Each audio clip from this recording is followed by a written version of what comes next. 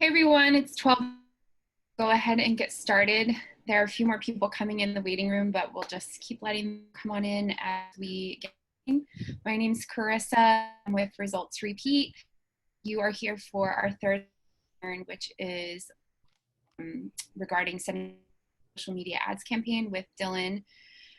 We'll get started in just a moment. A couple things I wanted to point out before we start. First, we're recording this, so feel that you have to scribble down a whole notes. Feel free to sit back and take more. And we will also have a Q&A at the end. So pop your questions in the chat box, and then we'll have for Q&A at the end if you have some questions to your business or organization. We're also holding the last Lunch and Learn of our series next day, which is a tour of the best free SEO tools. So make sure to sign up for that on our Facebook page if you have. And then the last thing, everyone here is muted, but that way you can hear all of Dylan's good information. Second reminder, put your questions into the chat box and we will address them at the end. And that's it. Without further ado, we will get started and let Dylan take it away. Thanks, Carissa, and thanks everybody for joining us today. The topic of this week's Lunch and Learn is the basics of setting up your first social media ads campaign, which is a long title, but I promise we won't keep it too long. Before we jump in, I just want to let you know a little bit more about myself. Let's see here. I was born and raised in upstate New York, where I went to college at SUNY Oneonta. While I was there, I studied in London at Brunel University. I've been working at advertising agencies for the last 8 years, where I've helped train and develop multiple teams in charge of running clients' online advertising, specifically through Google, Facebook, and Instagram. I've been with Results Repeat for a little over 3 years now. We're a premier Google partner, and we specialize in Facebook and Instagram advertising. I'm also the proud uncle of Vivian, who is turning 1 next week. So a lot of companies that we work with and clients that we work with think that they can't afford online advertising. They're used to traditional media buys that are expensive and typically lock you in for quite a bit of time. But with the granular targeting and low cost per clicks social advertising has, it's usually a great strategy for a lot of businesses that we work with that don't have a huge marketing budget. When we think about social advertising, we think about Facebook, Instagram, Pinterest, LinkedIn, Twitter, and even Reddit and TikTok now. But today we're going to be focusing all our attention on Facebook. And why? Because they have 2.4 billion monthly active users, which is a huge audience that we're able to target. But today we're going to be talking more about how we can get really detailed and granular targeting on Facebook. So the benefits of advertising on Facebook is, one, you can really control your costs. So whether you have $1 a day or $1,000 a day, you really control how much you're going to spend on Facebook, and you can increase and lower budgets at any time. Also, you can turn it off at any moment.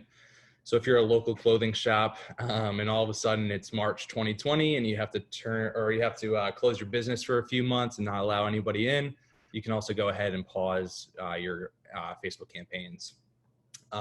Third, you can engage with users. So unlike other advertising that is typically pushing a message, Facebook is more about having a conversation. People can comment about your products or services and you can reply to them and have a conversation. This way, you can also build trust. You're able to answer questions that your potential clients might have and also continue the conversation online. Fourth is there's a large mobile audience. So out of the 2.4 billion people using Facebook on a monthly basis, over 2 billion are accessing Facebook on their mobile devices per month. And also the best part is the micro-targeting that we're able to use. So ways that Facebook can target users, one is pages that they engage with, whether it's brands, products, hobbies, music, lifestyle pages, a whole bunch of things, even your competitors. We can target specific pages that users are engaging with to target them with our Facebook ads.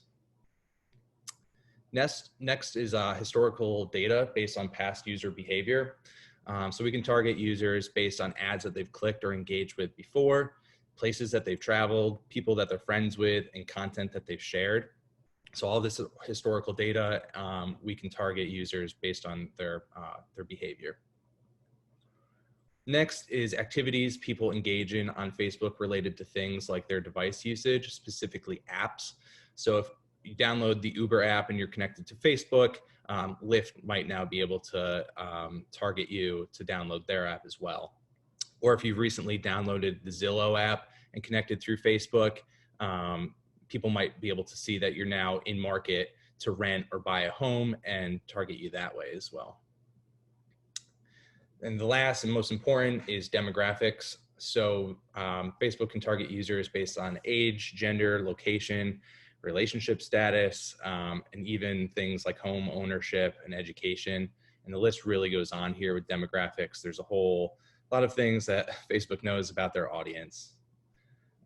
So just to give you an example of really how targeted you can get, if you wanted to target the city of Philadelphia, Pennsylvania, and target men who are exactly the age of 30, who likely have a pet cat, there is about 8,000 people that you can target, which is a really specific definition of an audience. And that means that there's about 7,999 users besides myself that are just like me, which is surprising because I only have about 2 or 3 friends. So you might want to run ads to target these people for some more friends. But before you start building audiences and running ad campaigns, you're going to need to build a business profile. So we suggest filling this with images and original content. So if someone goes to your page, they're able to engage with you. This can include links to your blog, articles related to your business, industry trends, and we suggest posting a few times a week so people can really start engaging with your original content on your site. Once you've built your page, you can go ahead and click create at the top of your screen and then click add. And then it's going to bring you to a page to pick your objective. So based on what your business's objective is, Facebook's algorithm will tailor who sees your ads. And these are broken up into 3 different categories. One is awareness, the second is consideration, and the third is based on conversions. So we can kind of go through these subcategories a little bit, starting with awareness. So if your business goal is to increase people's awareness of your business, brand, or service, your objective that you're going to want to choose is brand awareness. If you want to show your ads to as many people as possible, you're going to want to use the reach objective. These two are pretty similar, but the way to break it out kind of is brand awareness. Users may see your ad multiple times, but there will be less unique users seeing your ad, whereas reach, Facebook will push as many unique impressions as possible. So with brand awareness, I might see your ad 3 to 4 times to help build that brand awareness. But with reach, I may see your ad only once, but there's going to be a bigger reach and more people are going to see your ad. The next 2 are what we really specifically use. It's traffic and engagement. With traffic, a lot of our clients really want to drive more traffic to their site so people can learn more about their business, their products, and reach out to them. So what we'll do is we'll build an audience and send this traffic from the ads directly to their website. The next would be engagement. Some clients really want to build their engagement, whether it's page likes or the engagement on their actual ads. This would be the objective that you'd want to choose. There's also app installs, video views, lead gen, and message objectives that you can use for the consideration category of objectives. The last one is based on conversions. So if you're really trying to drive form submissions on your website, sales from your e-commerce store, or promote your brick and mortar business location, conversions are the objectives that you'll want to use. So there's conversions, catalog sales for your e-commerce store, and store traffic to promote your brick and mortar business. So now we can kind of jump into a little bit more of a realistic campaign setup. So let's pretend I own a kayak shop in Media, Pennsylvania.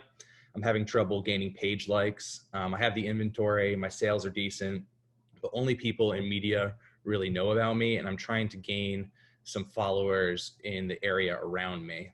Um, so I can tell Facebook that I want my objective to be engagement and specifically page likes. I want to get more page likes to my business profile. So I can simply name my campaign name Dylan's Kayaks and then get into my targeting. So I can place a 10-mile radius around my business in Media, Pennsylvania. And also I can target people 25 and older. So people out of college who likely have jobs, have a little bit more of a disposable income, and are looking for kind of a safe social distancing summer, looking for kayaks. And then we can really get into the detailed targeting. So we can also tell Facebook that we want to target people who are into canoe and kayak magazine, kayak fishing, kayaking in general, and also to broaden our audience a little bit with outdoor enthusiasts and people who are interested in outdoor recreation. So people within a 10-mile radius of media who are into kayaking likely might know about my business, but haven't engaged with my ad yet or my profile page. So we're going to drive some likes with that audience. But then we want to keep our audience a little bit more broad with outdoor enthusiasts to just kind of get more of a reach and more people who are likely to purchase a kayak. An important thing that you'll also want to do is exclude people who already like your page. You don't want to be spending money on people who you're already engaging with organically. You want to save that budget to be spending on people who don't know who you are yet and who are likely to turn into customers. So now, just to recap, we're targeting users who are 25 years old and older, who live in a 10-mile radius around Media, Pennsylvania, and they're interested in kayaking or outdoor recreations, and they're not yet a fan of my page. And what Facebook can tell me is that the potential reach is 320,000 people. From there, we're gonna need to come up with a budget. You may already have a set number in mind. Say that you think you can only spend about $5 a day. What Facebook is going to tell you is that with $5 a day, with the 320,000 people in your potential reach, you're going to, on a daily basis, be able to reach 850 to 2.5 thousand users a day. If you increase your budget to $10 a day, out of those 320,000 people on a daily basis, you're going to be able to reach 1.6 to 4.6 thousand people a day. So it really depends on what you're willing to spend and the size of your audience. And you can kind of increase, decrease budgets and see how big your reach is going to get. And you can always increase or decrease your budgets on a daily basis. So next, we're going to talk a little bit about ad copy and images. We suggest testing 2 to 3 images and using different types of copy with those images. We always suggest using a call to action, whether it's shop now, buy now, visit us, etc. You really want to drive that call to action. There's also the page like button on the bottom right of this ad, which is our main objective. So having that like page, people are easily able to scroll through their news feed and see the ad and like the page really easily. And then lastly is test on mobile. A lot of your ads are going to be seen on mobile devices, so you're going to want to test how your ads look on mobile. So to make sure your images look good and that your copy isn't too long.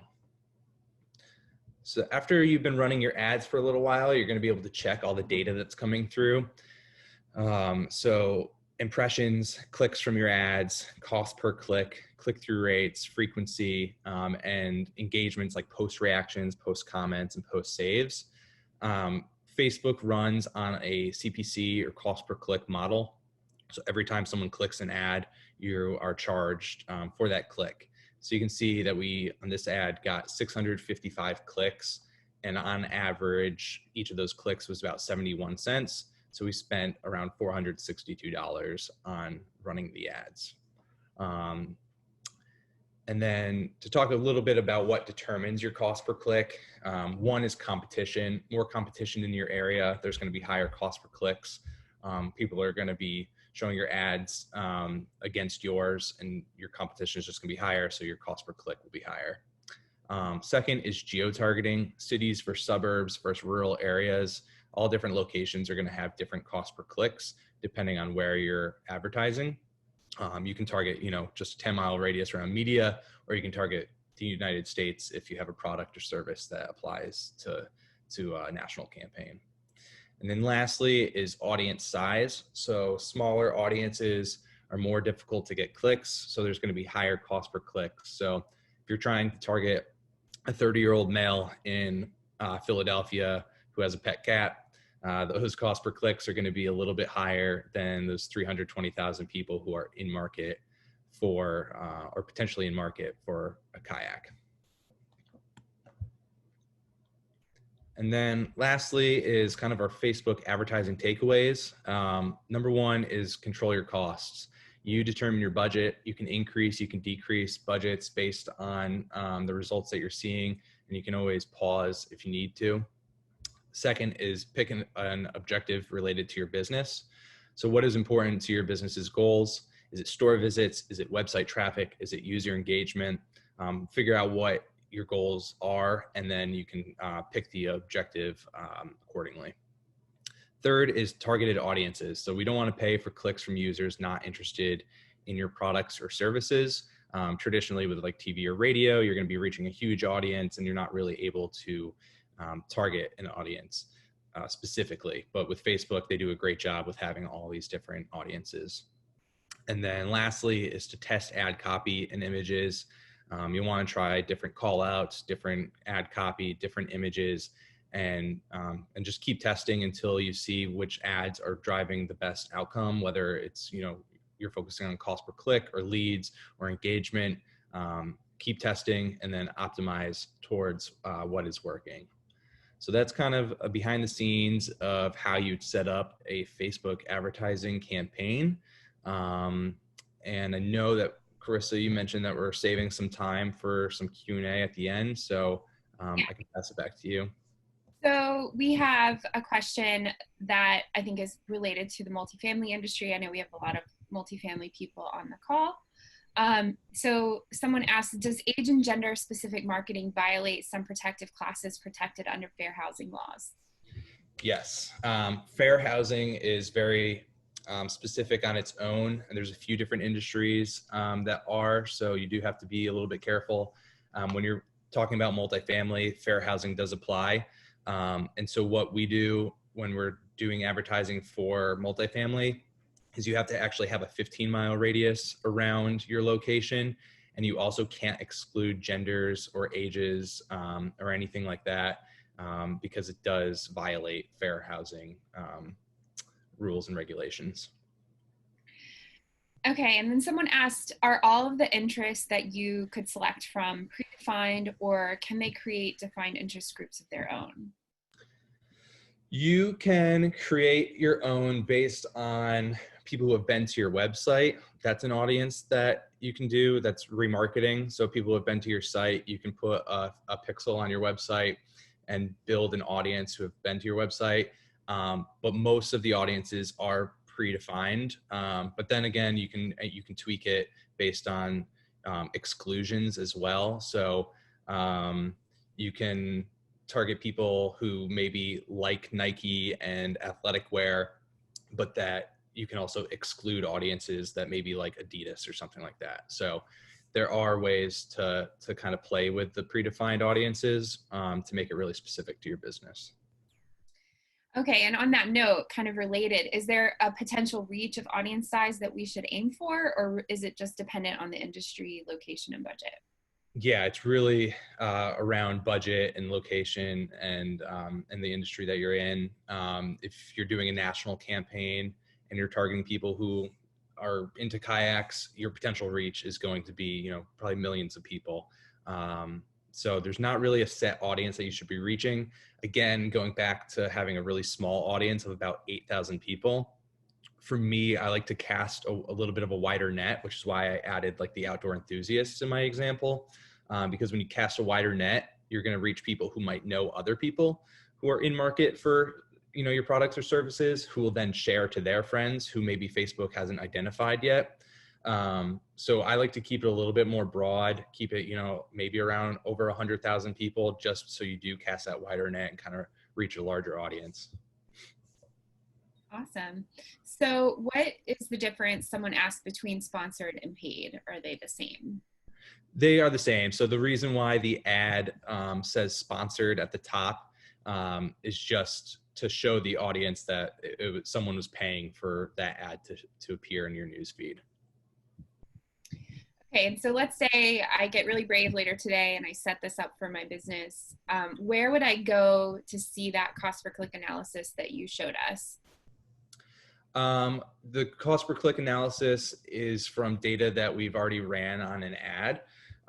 So that is in your business manager. So when you click to create the ad and it goes through the process of determining your audience and creating the ad, once you set that live, you're going to have a dashboard, which is your business manager account. And that dashboard will have your campaign, it will have your ad settings, it will have your ads, and you can see the data specifically at each level. So if you're looking at just purely the campaign level, you can see all the clicks and impressions that came from your entire campaign. But if you're running 2 or 3 different ads, you can click into the ad level and you can see which ads got the most clicks, what their cost per clicks were, and break it out that way. Cool. So you mentioned 2 to 3 ads. Is that the number of variations that you would recommend for a campaign? Yeah, so what happens is once you set the ads live, Facebook's algorithm starts to see which ads users are engaging with or taking the action that you've defined that you want them to take. So for me, if one of my 3 ads was performing the best, gaining page likes and clicks and engagement, Facebook's going to start optimizing more towards that ad and give that ad a little bit more of a chance to get some more clicks. Whereas if you're running just one ad, you're not really going to know what's working. You're just kind of running that one ad and taking guesses about what ad copy and images work. So by running those 2 to 3, you're allowing Facebook to kind of allow them to use their algorithm to get the best ad out there the most times to the users. Okay, so let's say you've done a campaign and you've increased likes to your page. Can you at a later date run a campaign that targets ads to people who recently became a page fan? Yeah, so you can target ads directly to people who like your page already. The good thing, once they see an ad and like your page, now you can engage with them organically. So now you don't have to pay to show some content to those people. They're going to like your page. Now they're going to see you organically in their news feed. The one downside is that if they don't engage with you too much organically, your posts are probably going to be kind of in the bottom of their news feed. They're going to be probably signing into Facebook and seeing their friends and family members posting and maybe some other local businesses that they've liked. But if they don't engage with you too much, then your organic posts still kind of get pushed to the bottom. So by kind of promoting or paying for ads, you're paying to get further up into their news feed. So when they log in, they're seeing a mixture of their friends and family and also an ad for yourself. So once you go to all the trouble to create this audience that you really love and that's working well for you, can an audience be saved to be used again? Yep. Yeah. So there's actually an option to save an audience. So after you've created it with the geo and the age range and the defined audiences, there's a button easily that you just click save this audience, and then you can name it. So you can create multiple different audiences and and test that way as well. Nice. Okay, and someone is running a business where they want to advertise just in England because that is where their target market is. Can we run a campaign that targets a different country? We can, yeah. So again, there's 2.4 billion users, and that's not just in the US, it's all across the world. So Facebook, you can target in different countries as well. You just, rather than doing the location of the 10 miles around media that I showed the example of, you type in England and you'd have that option to be able to do that. Awesome. And then a couple people asked a similar question about boost versus ads. one person said, when we boost a post, we select demographics, budget, etc. It's treated as an ad. What's the difference between setting up an ad campaign, as you've shown today, versus a boosted post?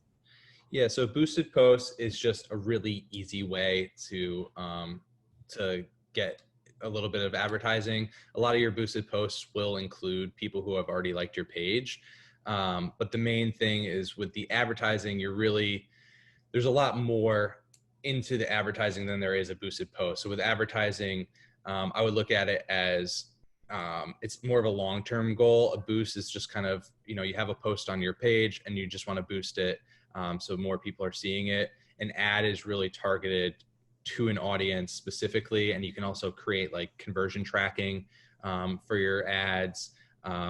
It's just more of a marketing strategy than just trying to kind of get one of your organic posts in people's news feeds more often. Okay. I'm sorry, going back to targeting different countries, Mhm. can we target a certain nationality living within a certain country, or is it only people who live, like how granular can we get? Like, could we target, British people who live in America, for example, or a certain nationality that lives in England? Um, we'd have to take that offline and have to look. I'm pretty sure that nationalities is something that you can target. So if you wanted to target a specific nationality in like the US or something like that, I would believe you probably could, just because of the amount of audiences that we've targeted in the past. I would just be careful doing that as well, targeting specific nationalities and everything like that, depending on what your advertising is going to be. Got it. And then I think just one last question. We've peppered you with a lot of questions. You've done a great job answering them. So someone asked, when people click, even if they don't like or follow, can we re-engage with those people? I think this person means, if they click the ad, go to our site, but they don't like or follow our page, how can we re-engage with those people? Yeah, so that's as simple as building a remarketing audience. So when you set up, and the other thing about running ads, the benefit is you're able to create pixels as well. So if you create your ad campaign, you can download a pixel, which is just a little piece of code that you put onto your site. So if someone clicked your ad and went to your site, but didn't make a purchase or didn't engage with your page at all, that pixel will add that person to your remarketing list. And then when they leave, you can re-engage with them there. And that's usually the best way because those users are showing that they're interested in the ad. They wouldn't click an ad and go to your site if they weren't interested in the product or service that you're offering. But, I click ads and I go to websites all the time, and I may not buy something right away. I might kind of look around. There's a company called Thursday Boots that I'm always getting ads from. And, that's not something I'm going to buy every single day, but by them re-engaging with me all the time, I've clicked their ads, 3 or 4 times, and I eventually, bought them. So it's definitely a good idea to be using remarketing. It's also very, very cheap, which is great. And remarketing, those are ads that we can set up both through Google Ads and through Facebook, right, Ellen? Yeah. So remarketing, you're probably used to seeing a lot in your social profiles once you've kind of clicked an ad or clicked a link, and then all of a sudden you went to a site also, and now you're being targeted with ads on social. But Google also has what's called the Google Display Network, and a lot of hundreds of thousands of sites opt into this, and you're able to show remarketing ads on the display network as well. So yeah, there's different ways to do remarketing. And then again, there's, remarketing for Pinterest, remarketing for, all different social advertising campaigns. So yeah, we suggest using that for sure. Great. So if anyone, if you get brave and you want to set up your own campaign and get started, if you want us to look over it anytime, we'd be happy to. If you think that you might need some help getting it off the ground, we're also here for that. So just let us know. I think we covered everyone's questions. So thank you. Thank you, Dylan, for a great presentation. Everyone sign up for next week's Lunch and Learn, and we'll see you then. Bye.